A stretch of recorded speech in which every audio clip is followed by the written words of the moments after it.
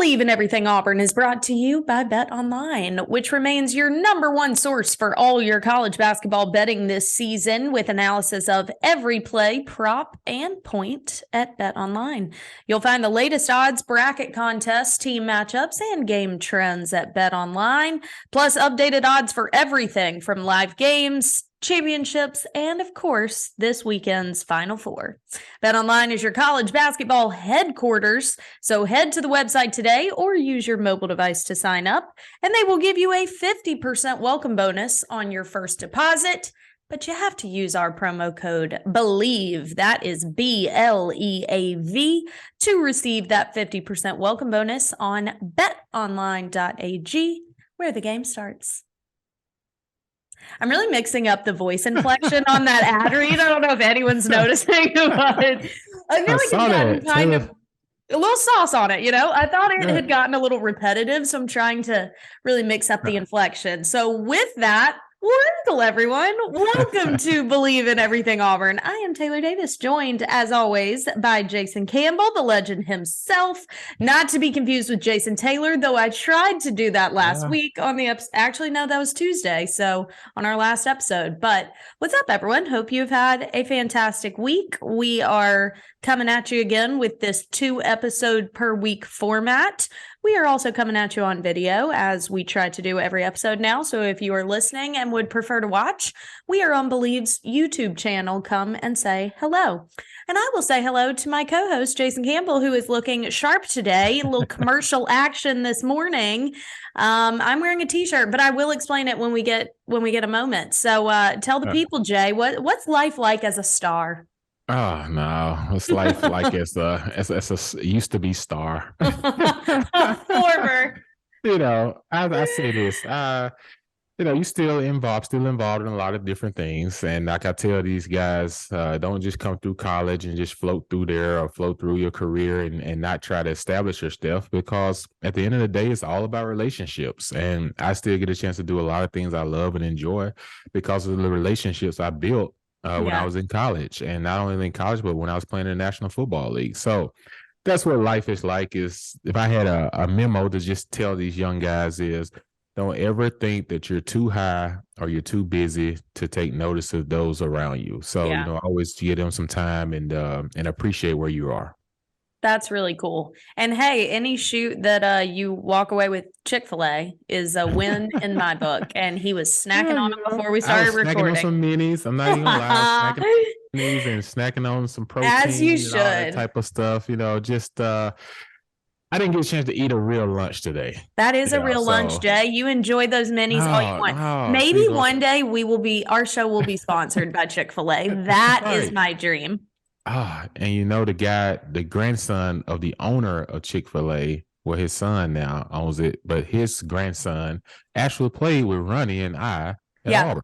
So, that's pretty cool. There are some ties there. So very much so. Who knows what's in the room. But I got something though. This weekend is the Final Four for the ladies and the men. We never talk about the ladies' Final Four. I know, and the SEC has half of it. And the SEC has half of it. So let's get into it then, Taylor. I'm gonna run the show a little bit today for you fans that didn't know. Taylor said we didn't have much to talk about today, so I always got something to talk about. Drop the ship. Let's do it. Yeah, I don't know. Some of y'all watched that show called Farmers Looking for a Wife. Have you seen that show? No. Oh my goodness, it's on Farmers Looking for a Wife. Yeah, it's on Fox. It comes on. Former what? Farmers, like a farmer, like guy that's out, farming land and cows. A farmer. Yeah, a farmer. It sounded like you were saying former, like you called yourself a former. I was like, what do we have? Former athletes? No. A farmer. That's my Mississippi accent there. A farmer.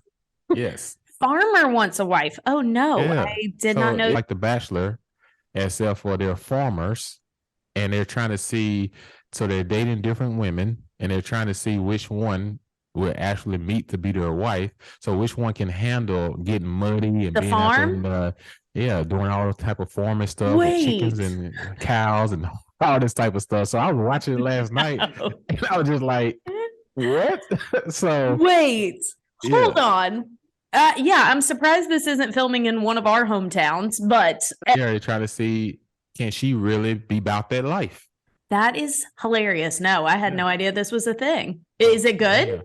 Yeah, it's actually pretty interesting, Like, yeah, I don't really get into reality shows for real, but I just wanted to watch it because it was something different. Yeah. So I was watching it and I was sitting there and I said, I wonder if Taylor will want to go on this show. Since she's from Alabama, will Absolutely she not going out here? Absolutely not. No. Thank you so much, but I decline very quickly. Man, it's a lot of work though. So yeah, no, it's a no for me, dog. But things you don't expect to learn about Jason Campbell is that he is watching this season of Farmer Wants a Wife. You love to see it. Well, let me explain my t-shirt. It is, anyone can see? Anyone know? A younger guy. Younger Bo Jackson. Look at that. It is opening day for all who celebrate. Happy MLB opening day. I know it is a big day for so many people. And if you are listening and you are a diehard MLB fan, then today's not even Thursday. Today is opening day. So we are happy for you in that. And so I had to bust out this is actually his rookie card from when he played in the Futures All-Star game as a Royal. And when I worked for the Royals a couple seasons ago, they had a team store that I got to go in and just like pick out what I wanted for game days. And I saw this and I was like, immediately get me that. And then I ordered it for a couple of my friends too, because it's his Futures baseball card, which is pretty cool. It is. So I thought it was appropriate for me to wear on today's show, given that it's opening day. Jay, we talk about you. Obviously, you did your thing on the football field. We get it. You also were a pretty touted basketball player as well. If you played baseball, what position would you have played? I did play baseball. You played baseball. Yeah, I started playing baseball in 9th grade in high school. So I was a pitcher, shortstop, and first baseman. So I was a really good pitcher. And I was really good first I would have guessed. And as shortstop, I was good. But when the ball made a short hop one time, it hit me right in my esophagus. Nope. I was like, I'm done with shortstop. Mm-hmm. But I like baseball. It's just, it was hard to do all three. And I had to make a choice when I got in high school. And I just decided to stick with football and basketball. But I did like baseball, though. All right. I guess I'm better off asking you this. What sport are you not good at? Oh, believe it or not, I would probably say volleyball. Because when they hit the ball, they smack it down so hard. You got to get 2 hands under it and control it. And every time that happens, I get 2 hands under it, and that thing's going 20 yards to the right or 20 yards to the left. So, I can go up and smack it down. But when somebody smack it on the other side, you got to get them 2 hands under it. Yeah. I don't know how they do that. The returns are off of it, the return serve. And I'm just like, if I hit it 30 yards. Oh. Okay. All right. So if I ever want to have a shot in competing against you, we're going volleyball because I think I could hold my own. Yeah. Oh, man. All right, people. Well, let's talk. Today's episode might be called Shooting the Breeze. Shooting the Breeze. Thank you. I was like, can I cuss on Believe's YouTube? I'm not entirely sure. We'll call it Shooting the Breeze.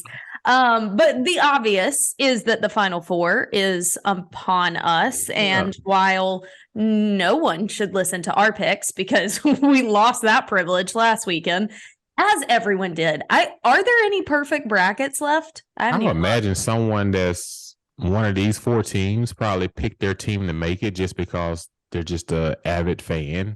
Yeah, but I don't think you got the rest of the field right. This has been I doubt anyone got the rest of the field right, but that's just like, hey, we call a spade a spade. Nobody should have won this bracket, but if you did, it literally was luck because this was absolute insanity. But the Final Four is among us. A champion will be crowned this weekend. So let's go ahead and give our picks. So we've got to take them with a literal grain of salt. We've got San Diego State, FAU.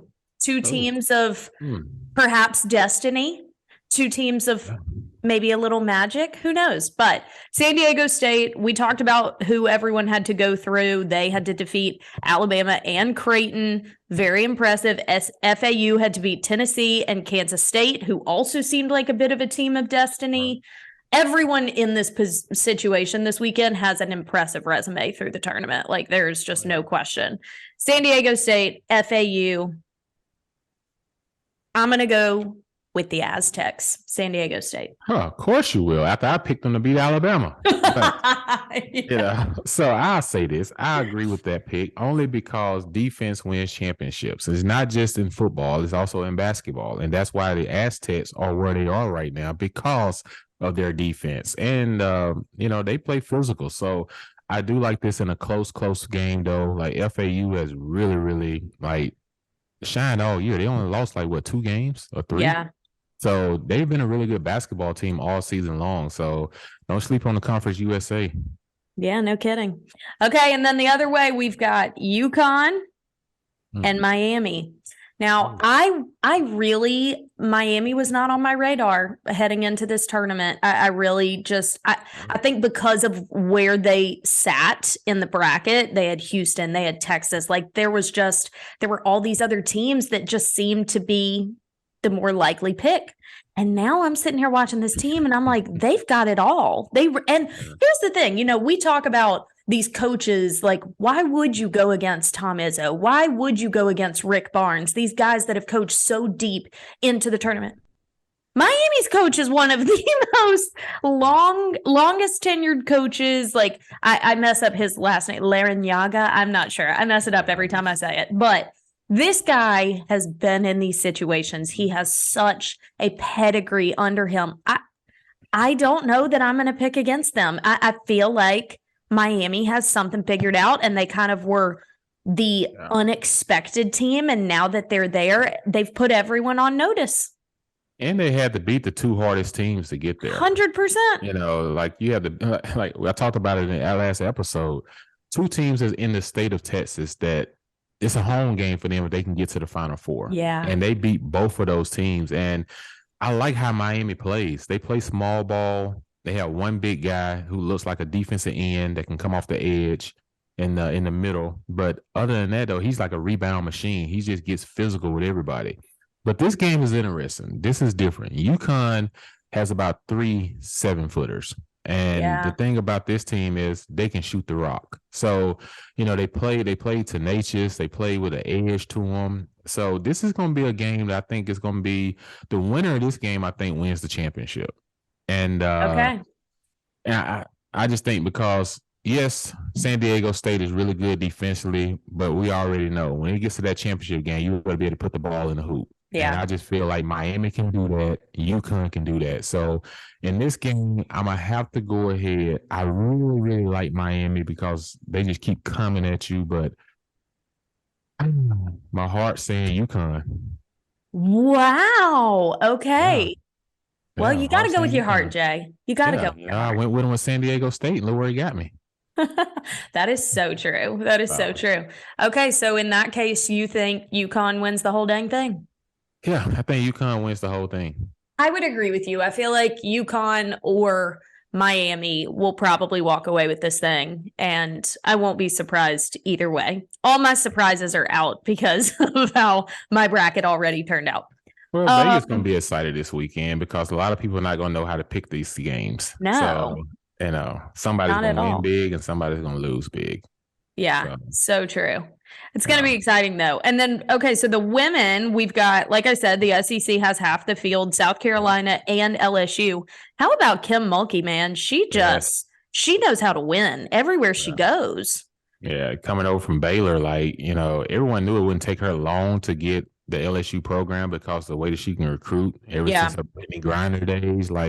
And, they've had girls. She know how to get big, tall girls and just athletic. And, the fact that, what's the girl, Angel Reese, I think is her name.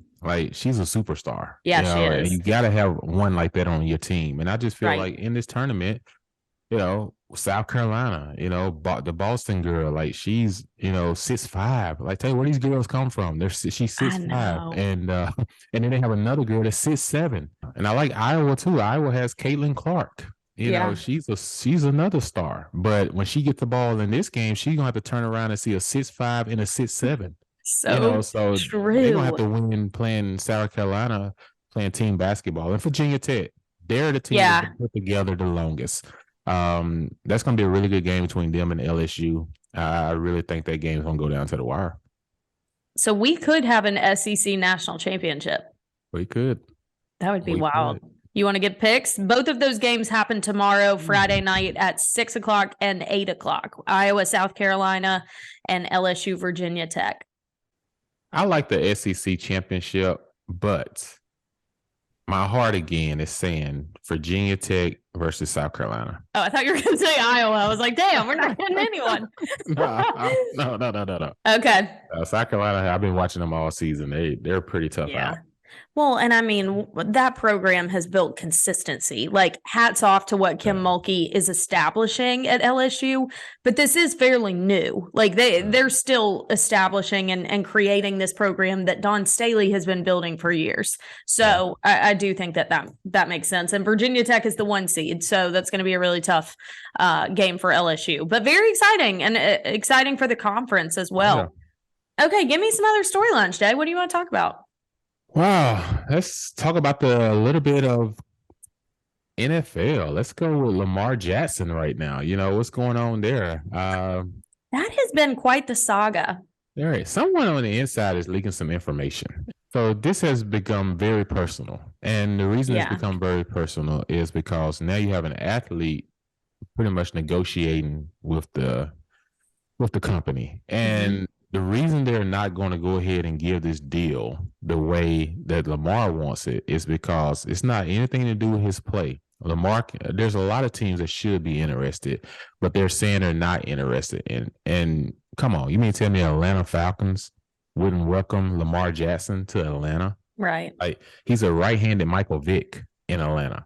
But what's happening, Taylor, is if Lamar Jackson can negotiate this contract and he gets a fully guaranteed contract, and it all started from the mess up of Cleveland when they gave Deshaun Watson $230 million guaranteed.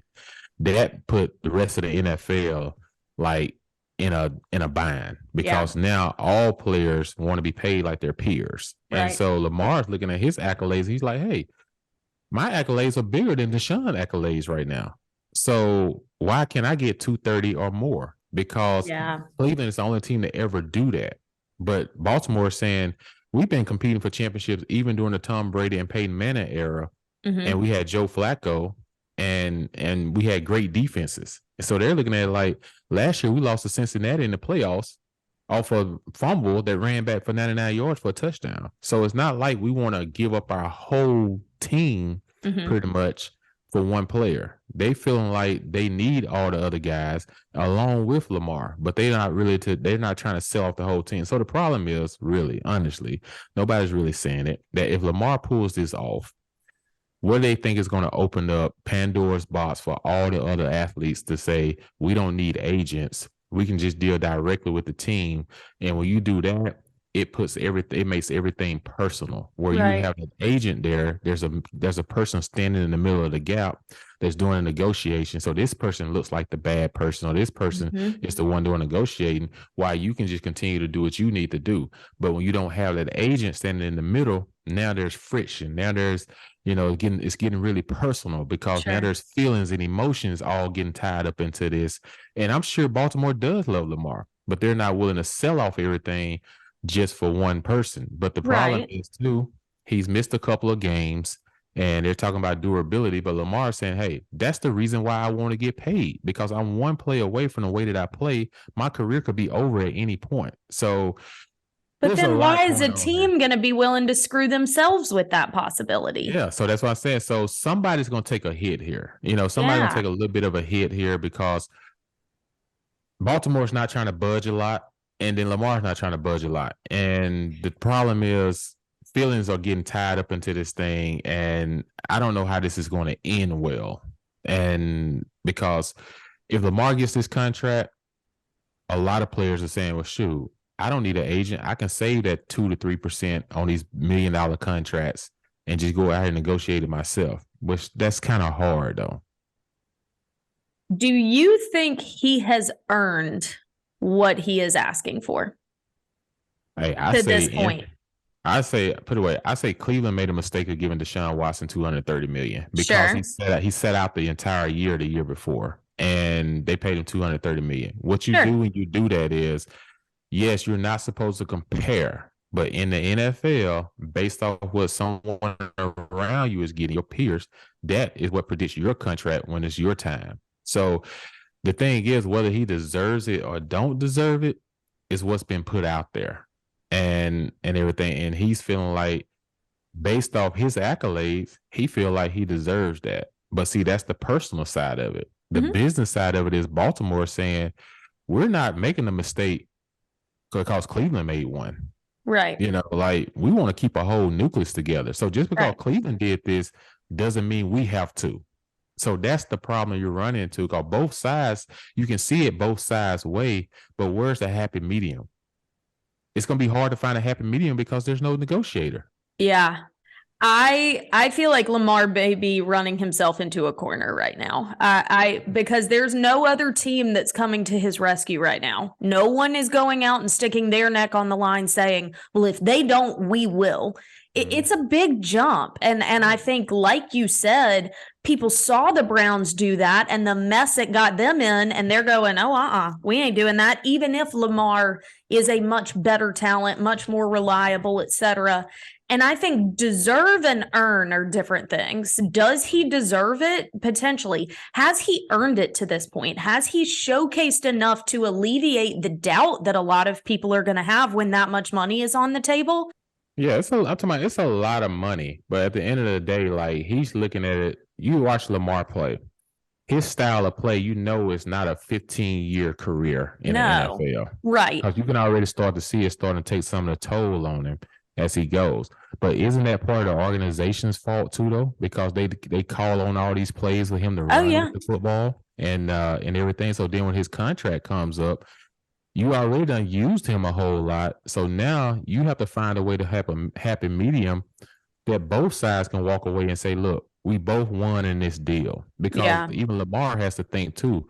He played at an MVP level, but you had great defenses. You had a great run game, you know, as well. You don't want to be in a situation where Cleveland has been in the past, because they're not able to have all these things to surround the quarterback to be so successful. Yes, they just paid Deshaun Watson all this money, but is it going to pay off? Because now they can't even afford a star corner. You can't even afford a star left tackle, or a center. Because so you have to make sure. That's why you look at Kansas City, how they did it with Patrick Mahomes.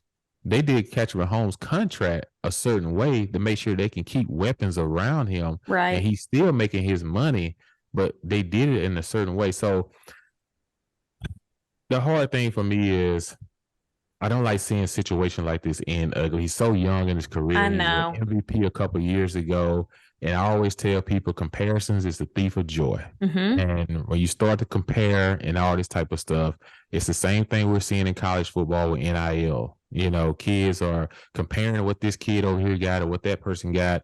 And then you're robbing yourself of the joy and happiness to understand where you're at. So I hope they're able to work this thing out. But if not, but Taylor, there's teams that want him. They're not going to come out and say they want him. Right. But owners are sticking together on this because of what happened in Cleveland. So they're sticking together and say, we can't let what happened in Cleveland happen again. It's going to mess up all of this, because how are we going to be able to sustain it? Right. Well, and you know what's also interesting is when you look across the landscape of sports, I mean, the salary differential even between Major League Baseball, with today being opening day, versus the NFL is night and day. Like, what those guys are negotiating for in the MLB Players Association versus what NFL guys ask for is insane. And truth be told, the wear and tear and the physical implications of the game of football outweigh every other sport. There's no way around it. So I do think that maybe a bigger issue is kind of where the salary cap lies in the NFL right now, especially when you look across other professional sports leagues. And so if we're starting to expand for individual players, I can see where ownership groups and presidents are weary of that, because they're going, okay, we are about to tip the scale for one guy, and then the rest of our guys are going to be spread even more thin. And then you get into trades and drafts and whatever, and the money management becomes more challenging. Maybe if the entire ship rises, we're in a better situation, because I also think the nature of the quarterback position right now and moving forward is more of Lamar's style and Pat's style, and this, like, the pocket passer, the prototypical guy, that's not the norm anymore. And so that is going to shorten the lifespan of their careers in the NFL. So they're trying to, I'm sure Lamar is like, okay, this is also for guys that are going to come after me who play the game like I do. And we have a very heightened potential to get screwed financially. And so it does set a better precedent for the style that you do feel like offenses are leaning toward and will continue to. But I think a bigger issue is the monetary imbalance that we've got across professional leagues. Right. And football always should have been guaranteed contracts. You know, just because like you said, a heightened level of injury. I remember back when I played, basically only 30% of your contract was guaranteed. That's crazy. You know, so they have gotten better to now they're at about 70%. Yeah. Contracts guaranteed. So they're at a 40% increase from when I played to nowadays from guaranteed money. So they've gone way up in that aspect. If they ever get to fully guaranteed, I think shorter years they'll do it. You know, 3 years, we're guaranteed 3 years. They did with Kirk Cousins a couple of years ago, Minnesota, because it was a 3-year, $80-some million contract.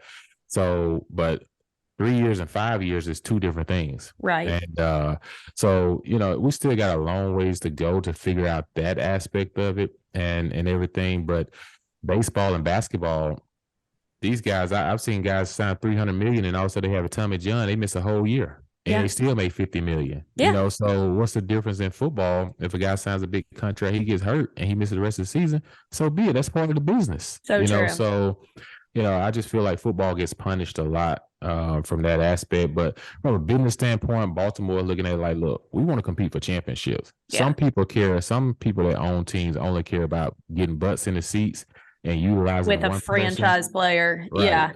Franchise player to bring in money to put in their pockets. You know, they're looking at like, we like winning championships. Right. Compete for championships. So they want a team. So you have to respect both sides. It's just that then there's no rush because you still got draft day. True. You know, so there's no rush right now. I think media makes it more of a thing. If that deal is not done by draft day, do you think it affects their picks or no? It could, because you got a guy like Anthony Richardson sitting there who plays a similar style. Very similar. To Lamar. And Baltimore is sitting there and they be like, well, we can get this kid for a lot less. But then, you know, now we can pick up some trades from other guys, get some more guys for this position. But where would Lamar go? I would love to see Lamar in Atlanta. I just really think it fits him. I think he fits the division. I think he fits the conference. You know, but I don't know if that's going to happen. Only because I know they're trying to stick together on this thing. But no, we shall see though. We shall see. That's the business aspect of it that's ugly, you know, and everything. But you know, you have to respect both sides. Yeah, definitely do. Well, speaking of quarterbacks, we have talked so much about Holden Garner, and that has continued. You pointed out to me before we started recording, there's even been a little adjustment to kind of the flow in which they do things at practice. Yeah, you know, I watch all the little things, and this is what happens. So before, Robbie and TJ would always be the first two in the line doing drills and different things. But this time, Holden Garner has been the one in front doing the drills and everything and handing the ball off to Jarquez and throwing swing passes and warming up with the one. So that tells me a lot. That tells me that, you know, they're really giving him an opportunity, not because he's giving it to him. They feel like he's earned this. His teammates feel like he's earned this opportunity because you haven't seen him say much. He's not a big rah-rah guy. He's just a guy that goes out, puts in the work, you know, working extremely hard. And he's a guy that's going to make mistakes because he's young, you know, and everything. So they have to see what they have in him as well. And the only way you get a chance to see that is to put him in there and see what happens. Little investigative journalism, Jay. I'm impressed picking up on the little details. You know, just trying right here. We're just trying.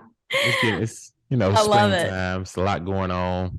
It's springtime, which means we read into every possible little thing because we are all desperate for insight as we are this far from football. I know. But we are 1 week away from A-Day, a little more than a week, but A reminder, next Saturday, April 8th is A-Day. If you are planning on going, make sure you get your tickets. They are on sale. If you are not, you can listen to our man Jay on the radio, and he'll give you all the action as it unfolds. Yeah. But I think that's going to do it for us here on Shoot the Breeze, right? Yeah, we're shooting the breeze. And everybody, all your Auburn fans, I hope you got a chance to see Aiden Holloway, played in the McDonald's All-American game the other day. So he's a real talent. Yeah, point guard. So hopefully our other guy Wendell stays and he can be the shooting guard, and then this kid can be the point guard, which takes a lot of pressure off Wendell. Yeah, and I think helps him make shots later in games because he has his legs under him. Right, bodes well for everyone. Look, we're always welcoming in new talent at Auburn. That's what we've established as an athletic program, and it ain't stopping now, right, Bo? All right, that's going to do it. I'm losing my mind. Thank you for listening to us here on Believe in Everything Auburn, presented by Bet Online. Taylor Davis, Jason Campbell, we greatly appreciate you guys listening. We'll send you into the weekend with a little chill episode, and hope you come on back on Monday for a recap, and we will have some champions to talk about. We'll recap all the action out of both Final Fours and do a more in-depth preview of the spring game. So make sure you don't miss it. You can subscribe and get notifications, and we look forward to next week's episode. So thank you, and as always, War Eagle. War Eagle, everybody. Enjoy your spring. Peace. I'm holding a pencil like I have any piece of paper in front of me. Say, what you like? I don't. It just makes me look like I'm studious.